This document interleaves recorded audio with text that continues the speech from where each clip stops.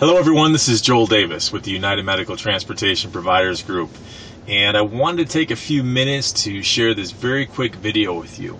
First, let me give you a quick picture of what's happening. Here in New York, for example, New York is broke, capital B-R-O-K-E. And because they're broke, like so many other states, they're actually getting out of the state and federal run business. More specifically, a lot of those state-run facilities that they used to manage and operate, they're getting out of it. They're downsizing. They're putting a lot of these residents and patients in independent living facilities, smaller facilities, community-run facilities, which is opening up huge contract opportunities and opportunities for people to bid on proposals and RFPs, and it's just been a great opportunity, not only in the People's Republic of New York, which is the state that I'm currently in and one of the most highly regulated states, but in many other states around the country.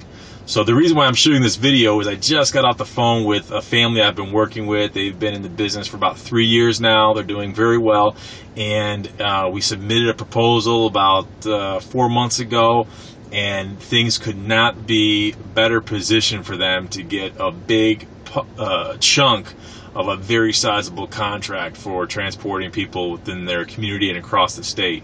So to reiterate what I told you guys in a previous video is, even though you're starting micro, you need to think macro and position and scale your business so that eventually you can grow to be macro. Now, if you don't necessarily want to be the biggest, that's fine. In fact, I don't care about size, I care about profitability.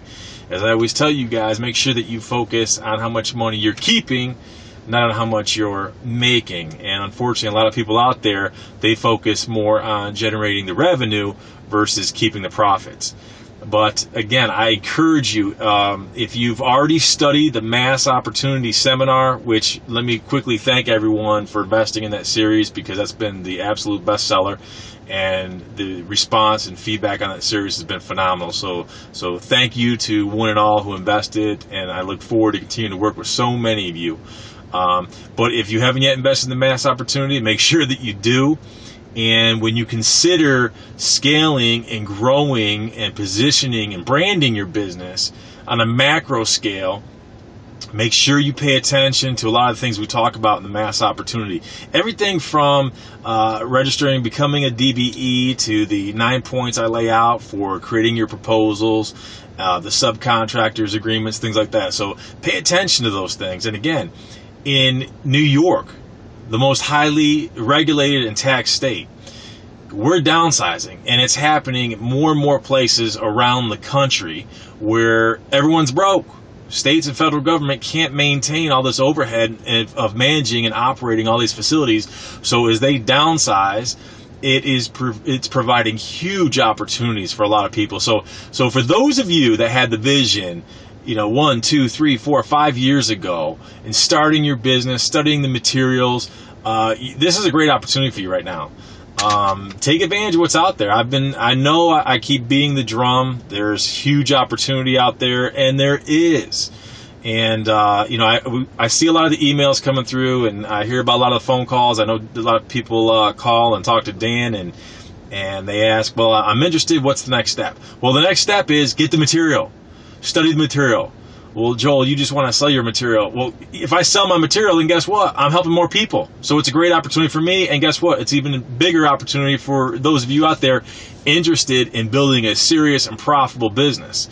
So real quick, I will remind you, and I'm sure many of you have already heard this, the 3 types of land.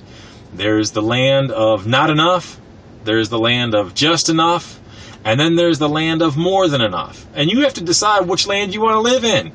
Do you want to live in not enough, in which case you're always robbing Peter to pay Paul, you're not making enough to pay your bills, you're not making enough to keep your business together? Or do you want to be in the land of just enough, where you cover all your expenses, you may have a little something, and you become satisfied? And as you're satisfied, there's more people coming through, more eager, more motivated, more hungry, who are seizing the God-given opportunity out there, and they're moving on to the land of more than enough. So you need to decide where you want to be. Not enough, just enough, or more than enough. And I can promise you this. I know the economy's down, inflation's up, taxes, regulation, all that kind of good stuff. But here's the deal. There is so much opportunity out there that you need to take advantage of it. But just remember, all along the way, the more you get, the more you make, the more you earn, the more you got to give. So thanks for watching this video, and I'll see you at the top.